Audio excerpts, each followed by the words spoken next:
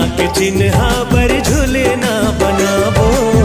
जय जवाहर जय छत्तीसगढ़। दोस्तों स्वागत है दोस्तों आज की हमारे नए वीडियो पे। तो दोस्तों चैनल पर नए हो तो चैनल को सब्सक्राइब कर लीजिएगा, बेल आइकन को प्रेस करके ऑल पे सेलेक्ट कर लीजिएगा ताकि किसी भी प्रकार की वीडियो हमारे चैनल पर डले तो नोटिफिकेशन आपको सबसे पहले मिल सके। तो दोस्तों विकी खालसा को आप सभी जानते होंगे, ये रायपुर के रहने वाले हैं और ये छत्तीसगढ़ के फेमस टिकटॉकर रील्स क्रिएटर हैं और इनके इंस्टाग्राम पर 1,38,000 फॉलोअर्स हैं। इनके बारे में और डिटेल में जानकारी चाहिए तो हमारे चैनल पर इनकी बायोग्राफी वीडियो डाला हुआ है, उनको देखकर आप उनके बारे में और डिटेल से जान सकते हैं। तो दोस्तों विकी भाई पापा बन गए हैं, तो हमारी यूट्यूब फैमिली की ओर से विकी भाई को बहुत बहुत बधाई। और दोस्तों इसी प्रकार के और भी न्यूज़ इन्फॉर्मेशन चाहिए तो हमारे यूट्यूब चैनल को सब्सक्राइब कर लीजिएगा।